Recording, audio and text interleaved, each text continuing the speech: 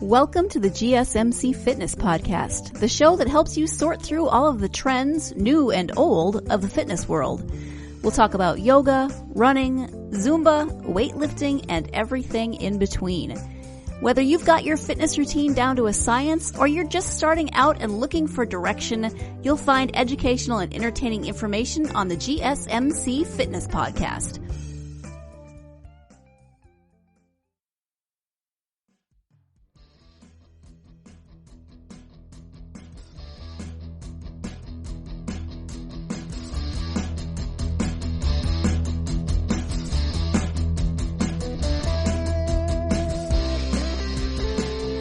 Welcome to the GSMC Fitness Podcast. I'm your host, Alexandra.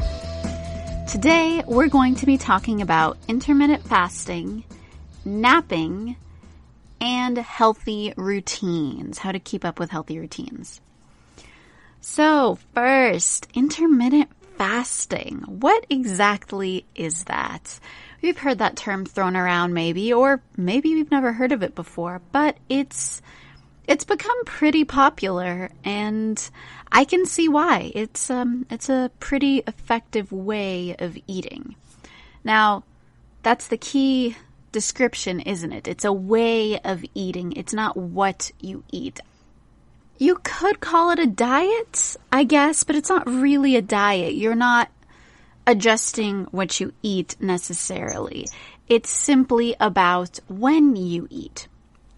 So intermittent fasting is basically alternating cycles of fasting and eating. And there are different ways to do that, which I'll talk about a little more later. But the most popular one is eating from noon to 8 p.m. So you just skip breakfast, basically.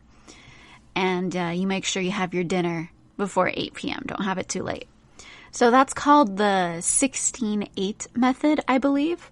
So for 16 hours, no food, 8 hours, you can have food. And during those 16 hours, you can drink water, tea, any beverages that don't have any calories. So the idea of this diet, what it helps with is it's good for restricting your calories. It helps you control how much you eat a little bit better. And it's also good for burning fat.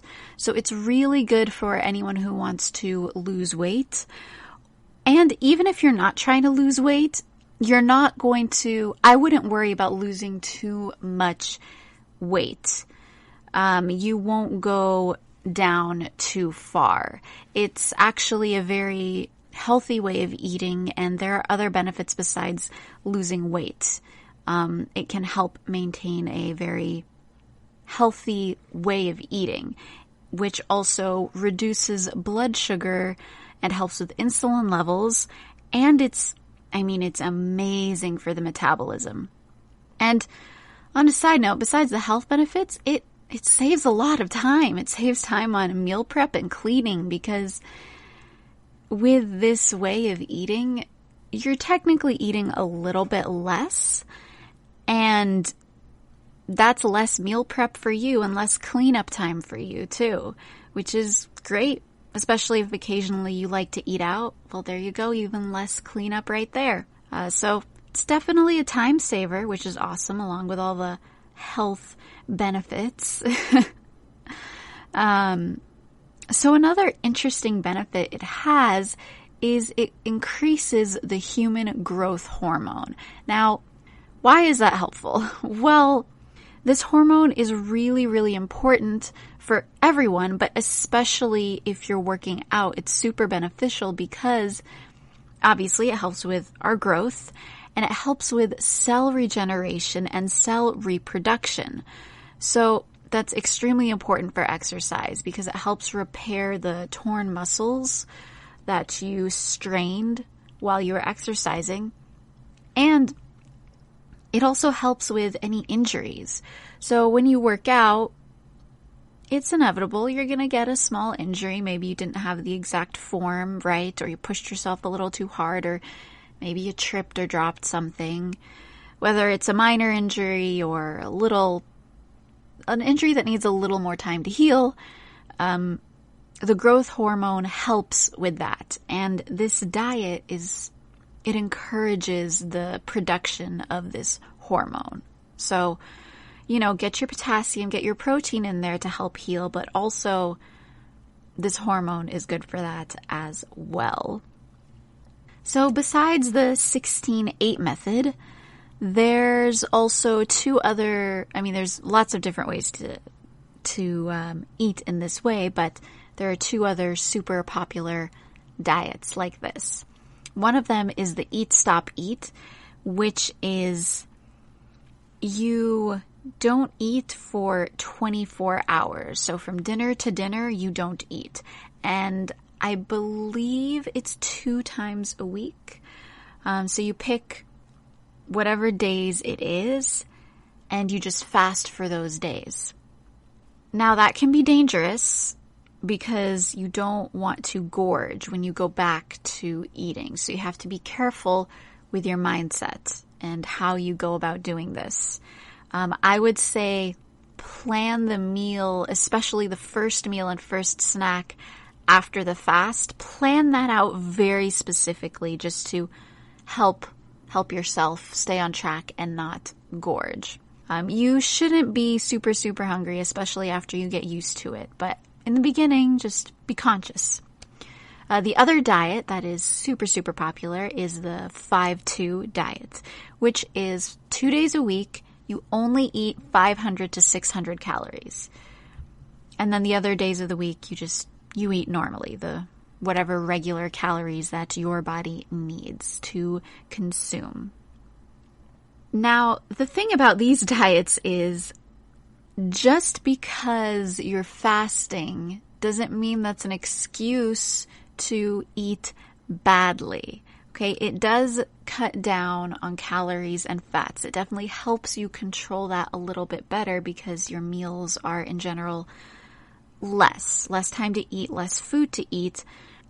So you don't want to eat badly because if those are the only times you're eating, you really need to make sure that they're healthy foods, and those healthy foods will actually help you stay energized and keep you full during your fasting periods. Obviously, a big chunk of that fasting period is sleep, but besides that, if you're eating well along with this diet, it will encourage the diet, and I promise you're not going to feel hungry at all. Now, besides these regular diets, these modern versions of fasting. There's also fasting in all kinds of different religions. One that I'm personally aware of is a vegan fasting, where for 40 days, you're basically vegan. No animal products of any kind. I believe fish is okay. I might be wrong, but in general, no animal products. So, and that's temporary. That's not like something consistent, but I do know some Christians that do it regularly on Wednesday and Friday. Now that does have a religious association to it. However, it doesn't have to, because if a specific diet like that, if a specific kind of fasting helps you health-wise, you don't need a religious connotation behind it. But you can be inspired. If you want to, you can look into different religions and the type of way they fast. I know Buddhists have their own, Muslims have their own as well. Different religions have some. If you're curious, you can look into them and maybe grab some inspiration from that if you're not interested in these diets. Though these diets are a little bit similar to the religious ones. So those can be ways to come up with different ways to help you get into one of these types of ways of eating. Now, another thing to consider with these diets is, what's your goal, right? Are you trying to lose weight, or you just want to be overall healthier and have just better control of what you're eating? Because the idea with this diet is it's control, and at first it might be a little difficult, but honestly, pretty quickly you get used to it and on track. You definitely need to consider how many calories and nutrients you need during the day and make sure you're getting that during your regular meals. Because you have to consider Health versus weight loss. Which one is your priority or focus in this moment? You want to pay attention to your body, your goals, and what you need. And with that, we're going to take a quick break. When we come back, we're going to talk about pacing yourself when you eat. Do you want to be healthier, yet you just don't know what to do? All these shows telling you this and that, but nothing seems to work. Well, listen close. Golden State Media Concepts has got something great for you. The Health and Wellness Podcast dedicated to workout trends, healthy eating habits, diet, and everything about healthy living. Join us in our banters as we help you not just live life to the fullest, but live it to the healthiest.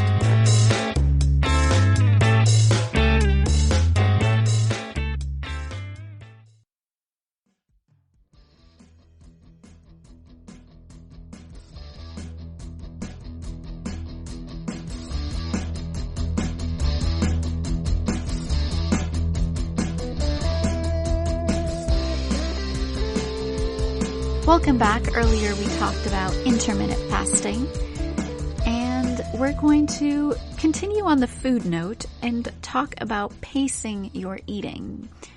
Now, pacing your eating can actually help with intermittent fasting, or it's also a good replacement if you're not interested in intermittent fasting because either fasting for a whole day or reducing your calories by that much or not eating breakfast, whatever version you pick. If all of those sound a little bit scary, pacing your eating is a good way to get similar benefits.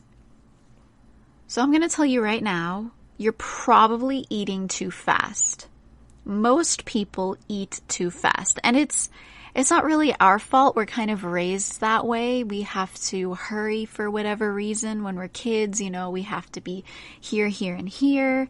And some schools might have a shorter lunch period and it kind of trains people to eat quicker. And also depending on where you work, you might have a shorter lunch. Whatever it is, we're sort of accidentally trained to eat too quickly. So what you want to do is be mindful and slow down your eating pace. Why is that so important? Well, pacing yourself makes you feel full while you're also eating less. How does that work? I don't know if you've ever tried it before, but think back in general. When you're really, really hungry, for whatever reason, maybe you haven't eaten in a while or you had to skip breakfast because you were in a hurry, whatever it is, you're super hungry. Finally, you have a meal in front of you and you just go for it because oh man, you're so hungry. You could eat a horse, whatever different expressions there are like that. You just go for it. And when you're done, when you finally stop, you just, oh gosh, you couldn't eat another bite. You're just so full, you can't move. You have to unbuckle your pants. Oh, it's really uncomfortable and you just want to lay there and do nothing. And it's uncomfortable being that full. Well, you overate because you were eating too fast. When you eat slowly, your body notices a little bit more. It can feel the food and it can keep track of how much you're filling yourself a little bit more. And it gives the brain time to notice these things and send the signal to your body to tell you that you are full and you don't need to eat anymore.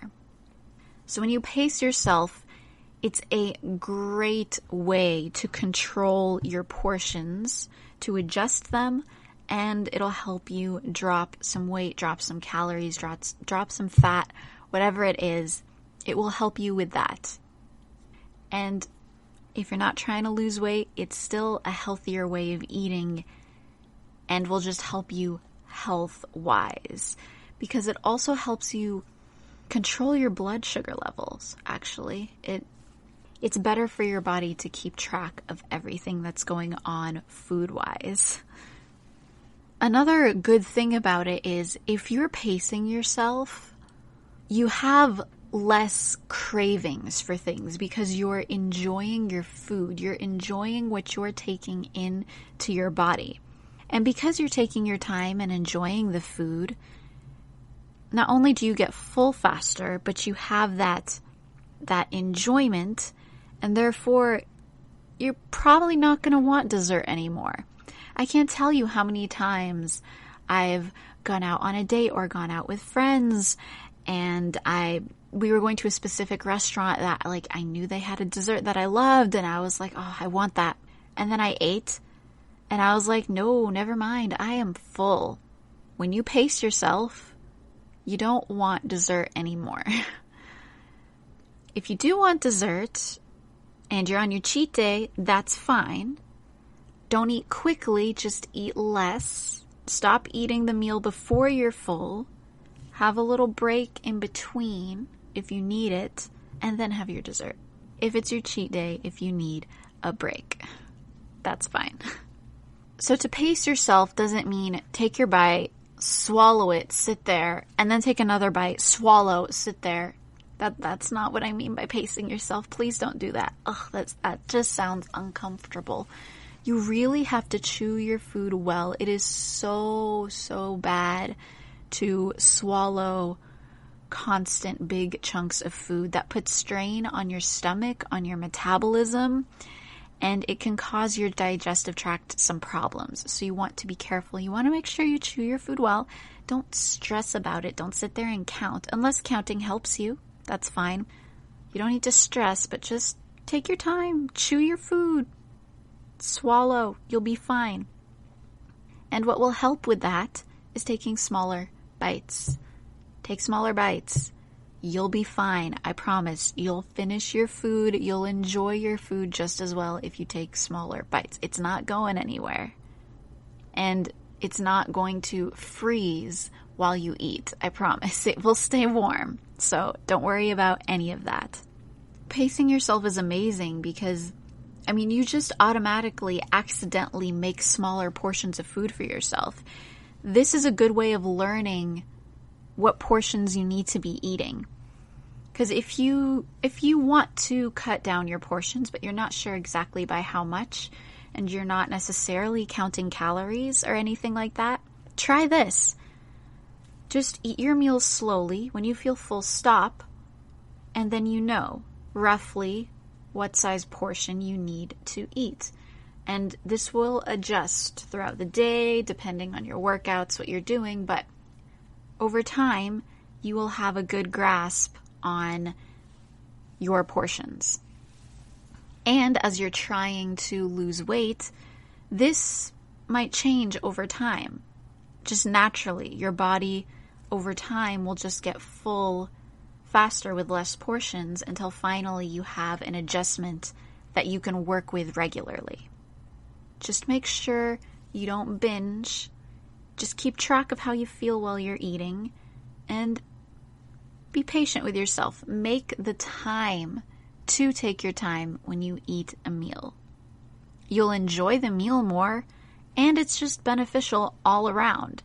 This is honestly one of my favorite ways of eating. I really like this method because it doesn't necessarily involve numbers, unless you want it to. If that's helpful for you to time it, that's great.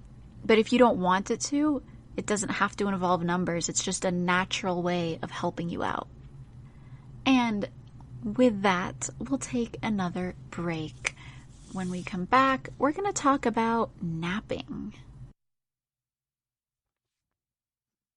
Tired of searching the vast jungle of podcasts? Now listen close and hear this out.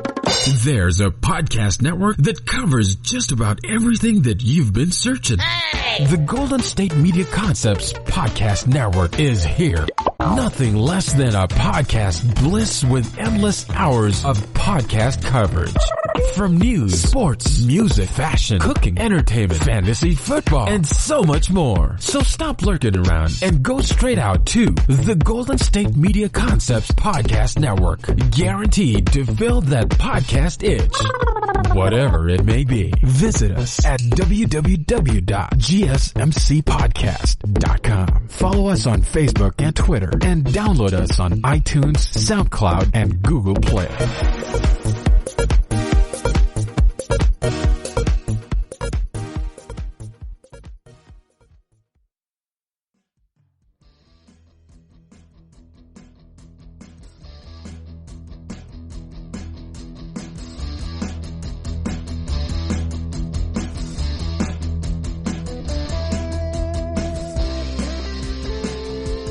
Welcome back. Earlier, we talked about pacing yourself when you eat and how beneficial it is to your body, whether you're trying to drop weight or just be healthier. It is so helpful.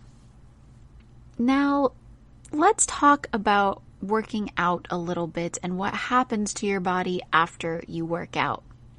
Specifically, if you get tired, when do you get tired? And is napping okay after a workout? Does that hurt you at all in any way? So sometimes after a workout, you can feel tired. Or you will feel invigorated and have more energy. Now, both of these can happen, and it depends on the person. Each person's different, but it also depends on what you're doing. You need to pay attention to what kinds of exercises you're doing, what intensity of exercises you're doing, what time of day you're doing them at, and where you're at in the process. I know that sounds like a lot, so let me break it down a bit. Why do you need to think about those things a little bit? So when you're sleeping, the body is repairing itself. It restores our muscles, our bones, our tissues, all of that. When we work out, we're putting strain on our body, strain on our muscles, on our bones, and they need to heal. And that happens when you sleep. Mainly it happens during REM sleep, that stage of sleep, our deepest sleep cycle, or part of the sleep cycle, and that happens during the nighttime. During a nap, you're not really going to get all the way to REM. However, that doesn't mean napping won't be helpful.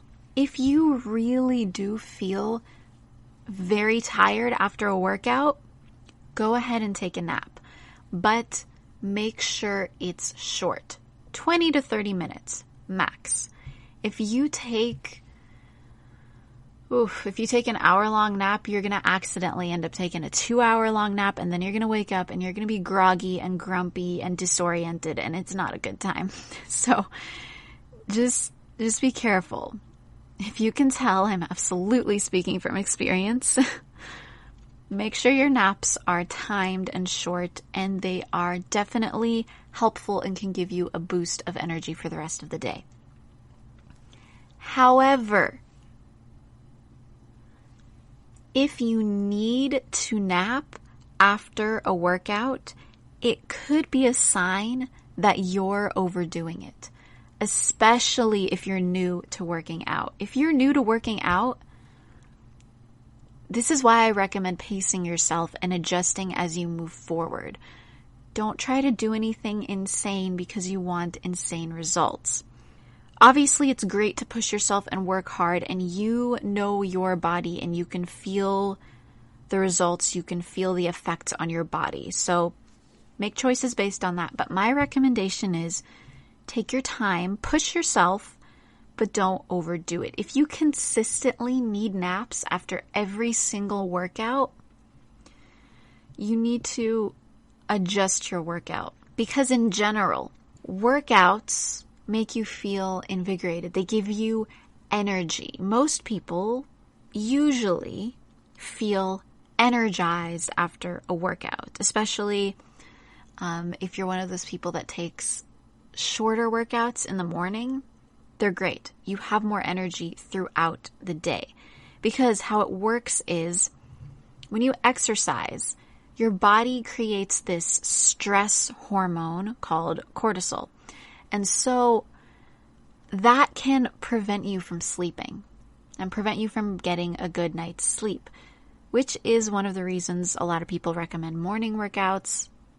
However, this is one of the reasons why people feel very energetic after a workout. Besides the adrenaline, this is the other reason that people feel energized and ready to start their day with that nice morning workout. I would recommend just being careful. If you need a nap, that's totally fine.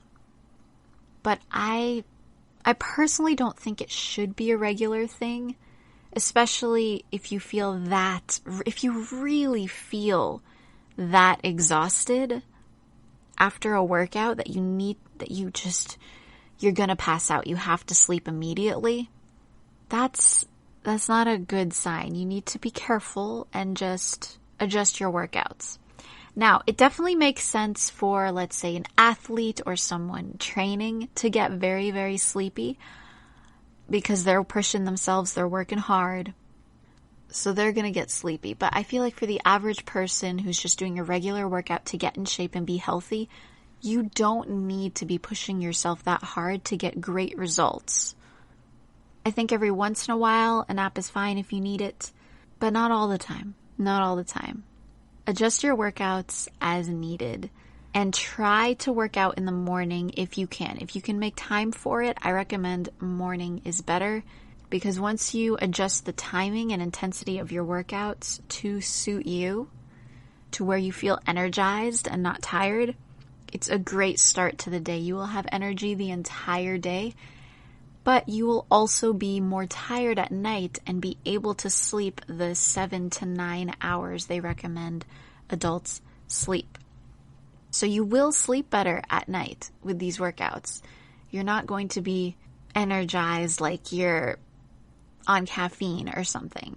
You'll be energized throughout the day normally and then tired at a great time and be able to sleep a full night's sleep and get that recovery that your body needs from the strain of that morning workout.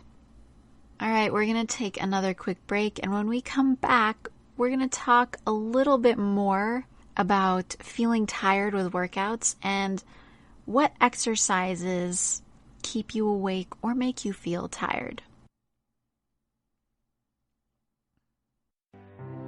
The GSMC Life and Happiness Podcast takes you on a journey of exploration. We'll discuss tried and true methods alongside the latest trends of how to best live your life to its fullest and happiest. From psychology to meditation, science to self-help books, the GSMC Life and Happiness Podcast will help you to discover what makes you happy and how you can live life being the best you possible. Download the GSMC Life and Happiness Podcast on iTunes, Stitcher, SoundCloud, Google Play, or anywhere you find podcasts. Just type GSMC in the search bar.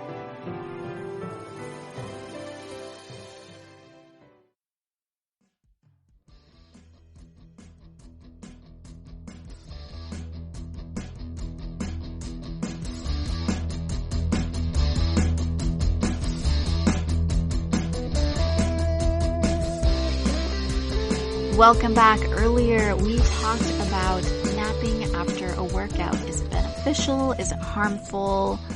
Is it okay? So in general, naps are fine if you need them, but it could also be an indicator of working too hard in your workouts. You might need to adjust, especially if you are newer to working out. Let's talk about what exercises keep you awake and what exercises make you tired. Now, in general, all exercises can make you feel any kind of way because when you exercise, you are definitely creating adrenaline and cortisol, like we talked about earlier, which keep you awake and keep you energized. This is why certain exercises like maybe flexibility exercises, yoga exercises, especially shorter aerobic and even anaerobic exercises, whether you're lifting weights, doing cardio, whatever it is, all of them can keep you awake and keep you energized and ready for the day. However, if you're feeling sleepy, usually the people that feel really sleepy after a workout are athletes or people doing very intense workouts or they're training for a marathon or something like that. Those are the people that usually might feel sleepy after a workout. Now, there's lots of information on this and it can seem a little conflicting, so just know that you don't need to avoid specific workouts. Do whatever you need to do for your body and just don't overdo it. Be conscious of how you feel after you work out and get that nap in if you need it, but try not to nap. With me, there are some things that I do to help myself not feel sleepy after a workout. Now, usually I do feel very energized after a workout, even if it was a little bit intense. But sometimes I do feel sleepy. And I'll give you the two different scenarios. When I went to dance class when I was living abroad and I was able to go very, very regularly, dance class was it was on the other side of town. It was pretty far away. And occasionally I took my bike, but I decided not to because I was already doing an intense workout. So I ended up taking the bus there a lot, or a taxi. And that was great because I did get tired after the workouts. But here's the thing. My dance class, that whole process, I think it was, let's say, an hour 45, hour and a half. It depended, but it was an hour and a half usually, except one day a week was 2 hours. Anyway, the point is it was a long workout and there was a break in the middle, but it was long. And there was definitely strength and cardio throughout the whole thing. Immediately after, I definitely had energy. But while I was waiting for the bus or the taxi, and when I sat down on that bus or taxi and was waiting for them to take me closer to home, I used to hang out somewhere afterwards, but just take me, I'd get sleepy and tired. Why? Well, I was just sitting there and I just worked so hard. So the adrenaline would leave my body and I would suddenly feel exhausted. But when I got off that bus and when I went to my little hangout spot with my friends after class, I got my energy level back up because I was talking to my friends, walking around. Maybe we would go do something like karaoke or just hang out and talk. Maybe we'd play a board game, whatever it was that we were doing, especially if it involved a little bit of movement. I got that energy back up quicker.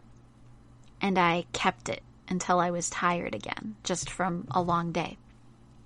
Now, today, I did cardio, and I'm sort of changing my cardio routine. I'm trying to do it a little bit more regularly and adjust it.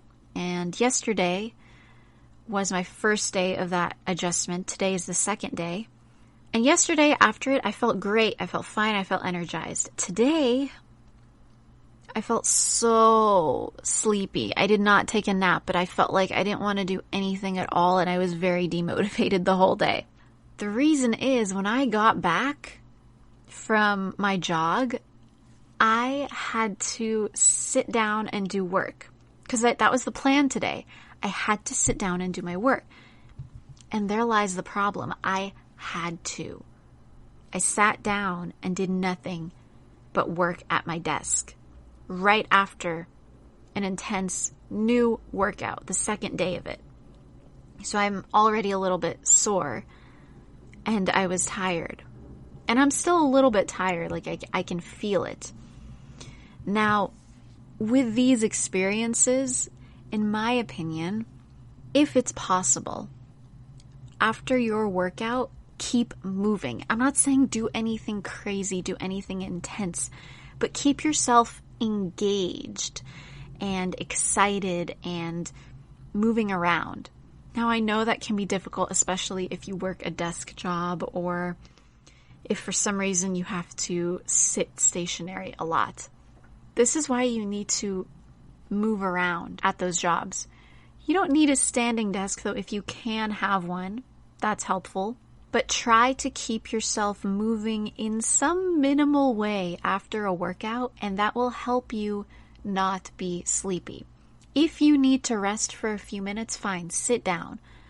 But don't stay sitting for a really long time. You may get groggy and very, very sleepy. Keep yourself moving a little bit throughout the day, and that will keep that energy that you had during the workout, and it should help keep it up there and keep you going so you don't need to take a nap, and then you'll feel tired in the evening when you need to go to bed, which is great. That's how it should be. Now, if this is a super regular problem for you, take a nap if you need it, like I said before. But in general, I say try to keep yourself moving if you can throughout the whole day after your workout, because you should be moving anyway. We are not creatures that are meant to be sitting because of how we've developed, how we've created civilization and desk jobs and this and that. We made it necessary to sit for long periods of time to be able to function in society. But for our bodies to function, we need to keep moving. We need to stretch every once in a while, change our position, get excited about what we're doing, have conversations, be engaged in some way. And you should be good to go. And with that, we'll take another break. When we come back, we're going to be talking about how to keep up a healthy routine. Still on the search of that one true love? On the limbo in this crazy world of dating, marriage, relationships? Well, listen to the Golden State Media Concepts Relationship Podcast, your one-stop podcast for everything about relationships.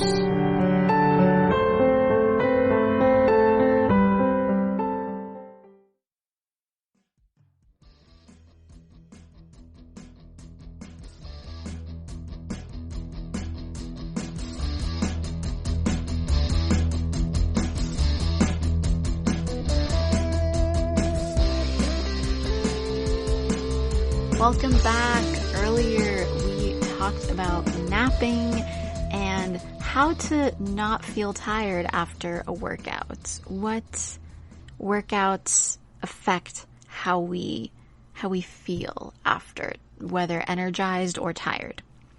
And if you feel tired, especially if you're new to the process or getting back into it, so it's kind of new again, how do you keep up that healthy routine? Now, on the last episode, we talked about the mental health benefits and getting into that routine and how mentally there are definitely very great ways to push yourself.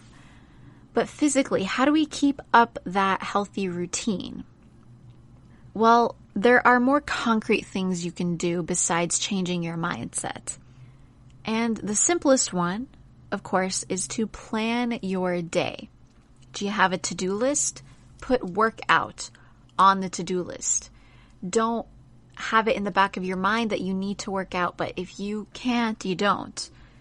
You need to make it a priority, as much of a priority as grocery shopping or meal prepping or going to work or doing homework or whatever it is, whatever you do during the day. You need to make working out part of that routine. You have to put it in there. You have to pencil it in and make it a priority. Don't make seeing friends an excuse not to work out. Last year, I believe, my cousin was visiting, and I only see her like once a year. So obviously we stay up really late talking and we hang out and it gets us tired, but we have fun. It's good. But when she visited, I wanted to stay on my workout routine. I wanted to get that in there because I hadn't that day. It was midnight and she still needed to take her shower. So while she was in the shower, I worked out. I got my workout in. And she came out and she was like, "Oh my God, it's midnight. What are you doing?" And I don't blame her, man. I don't blame her. I don't like working out in the middle of the night, but if I need to, I'm gonna do it. If I said I was gonna do it, I'm gonna do it. And obviously, I was tired, so it ended up being shorter and not so intense, but I got it in, man. I did something. Like I've said before, a not great workout is better than no workout at all. Don't make friends an excuse. Man, even recently I went out with a friend and I worked out before I saw them. So don't make social obligations or social wants and desires an excuse. You can have your workout. You've got to organize it. You have to stay organized within the workout routine and the rest of your life as well. You want to be able to pencil it in. You need to schedule your work obligations and your dates and whatever obligations towards kids and friends and sleep. It's even important to schedule your sleep as much as possible.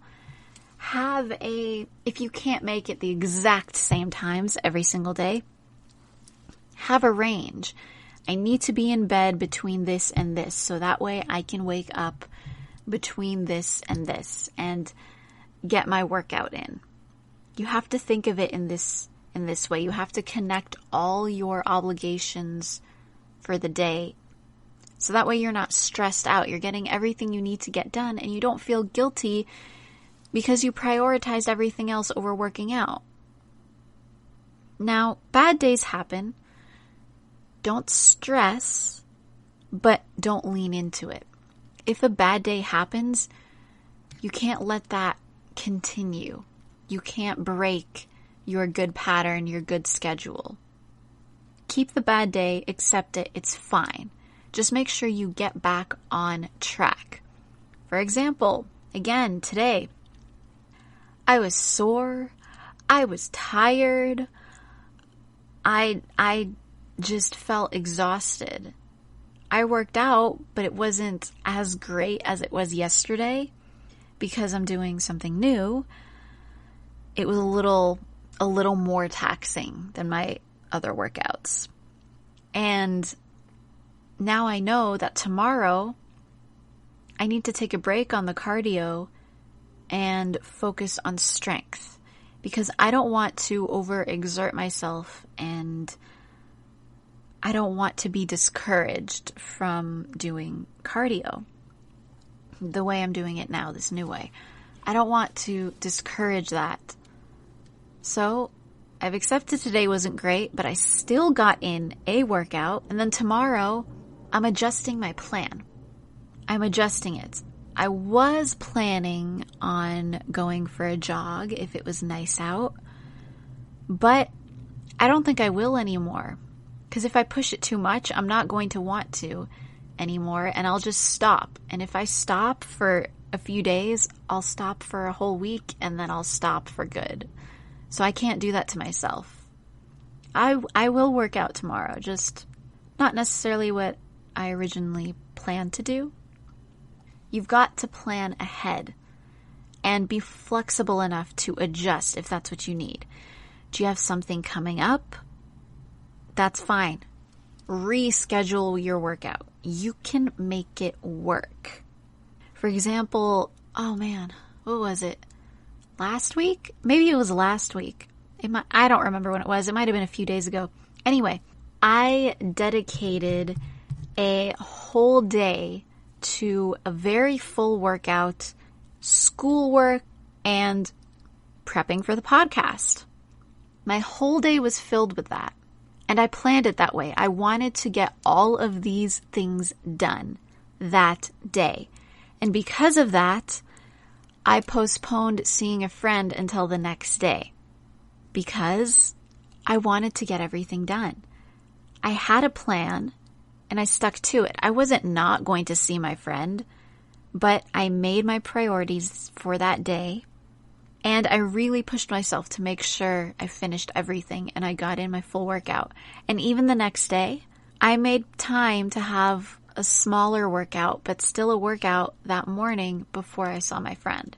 You can get what you need to get done.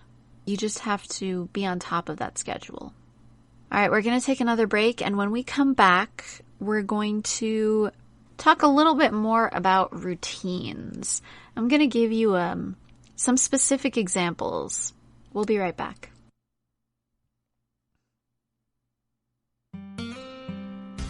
Pets bring such joy to our lives, and the GSMC Pets podcast is here to share in that joy. We'll tell stories of pets finding their forever homes, acting in unexpected ways, being helpful, or just being silly. Whether you love dogs, cats, llamas, reptiles, fish, or you've never met an animal you didn't like, the GSMC Pets podcast is for you.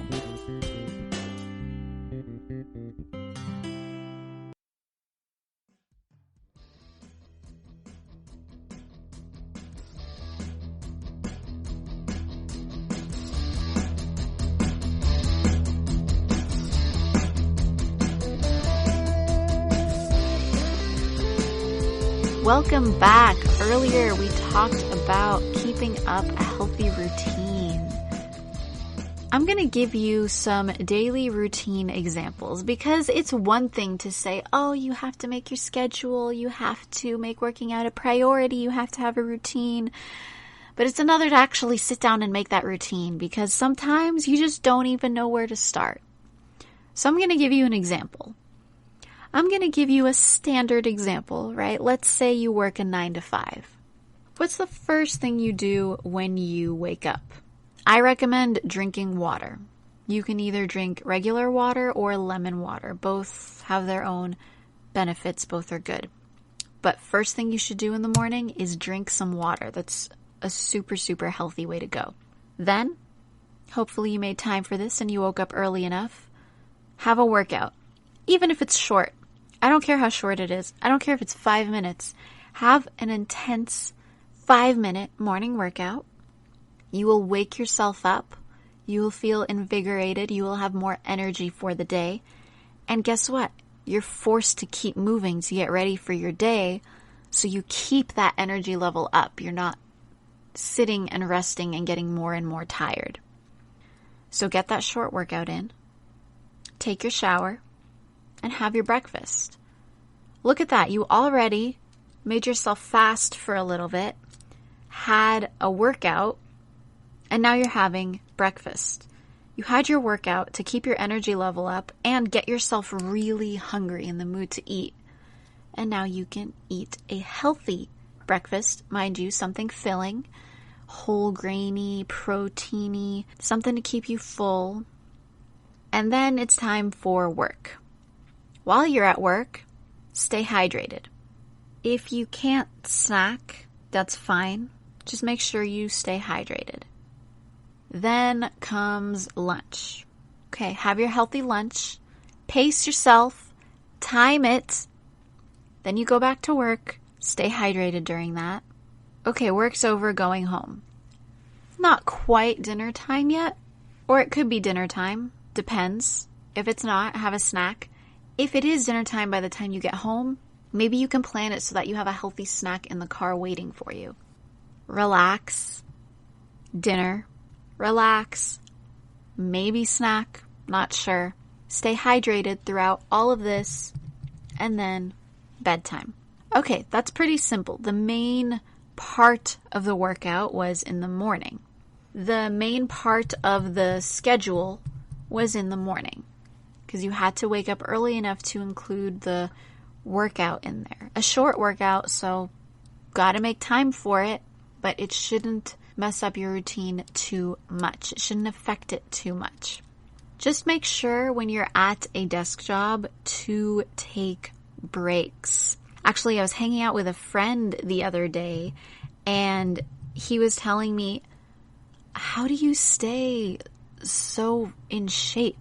I just picture you sitting at your desk all day. And I just started laughing because, you know what? He's right. I do sit at my desk a lot of the time because I'm a grad student and I got to do my work. And besides my workouts, I don't just sit here. I move around a lot. I'm constantly changing my position. I'm like a child, basically. I'm constantly leaning over, moving around, changing positions that might be slightly awkward. So I'll move very quickly after I get into that position, but that's fine because I'm still moving. I'll sit up straight. I'll lean back. I'll put my feet up on the desk. I'll sit crisscross in my chair. I'll sit on my legs for a little bit until, preferably before they fall asleep. I'll move again. Whatever it is, I keep moving. And no, it's not exercise, but it's still moving. I'm not stationary in one position, causing stiffness in my whole body and carpal tunnel and all these things. Like, I'm still moving and I'm still stretching. And these are the smallest things that just take a few seconds every once in a while. And not only is it so beneficial to your body, but it honestly just feels better. It feels good. It's much better than sitting in the same position for hours and barely moving. Maybe just moving once to take a sip of water. That's not good. You have to keep adjusting yourself. Maybe you can't be as flexible in your seating as I am because I'm either at home or the library or something doing work. But you can move around while you're at work. And you should take the time to do so. It's very important and very, very beneficial. Now, speaking of being a student, as a student, your schedule may be a little bit more scattered like mine is. My schedule changes on a day-to-day basis, and this is simply because, that's just how it is. That's what it looks like when you're a student. It changes on a day-to-day basis. You could have maybe a week-to-week schedule. Some students have that, or some may be able to have an every other day schedule, or, which is, I feel like, more common, most students just every day their schedule is different. Even if they have class at the same time, the rest of the day is, it's just up in the air. Things happen. It's fine. The bottom line is, don't stress about it. Everyone's lives are different. You can adjust towards what you need, and you can pencil in that workout. You can get it done, and you can still combat anything unhealthy that you have to do in your life. If you're sitting at a desk all day, totally fine. It's not the end of the world. You can still stay in shape. I promise. And with that, thank you guys so much for joining me tonight. Thank you for listening to the GSMC Fitness Podcast, brought to you by the GSMC Podcast Network. I'd like to ask that you please remember to subscribe to the show, write us a nice review. It really helps us out. And if you can please follow us on Facebook and Twitter, that would really be wonderful. You can join in on the conversation, get a little bit more extra tidbits of information and updates on my fitness journey. And we'll see you next time. Thank you guys so much, and have a good night. You've been listening to the GSMC Fitness Podcast, part of the GSMC Podcast Network. You can find this show and others like it at www.gsmcpodcast.com. Download our podcasts on Stitcher, Apple Podcasts, SoundCloud, Google Play, and any app where you listen to podcasts. Just type in GSMC to find all of the shows from the GSMC Podcast Network. From movies to music, from sports to entertainment, from business news to weird news, we cover it all. You can also follow us on Twitter and Facebook and listen to these podcasts on YouTube. Thank you, and we hope you have enjoyed today's podcast.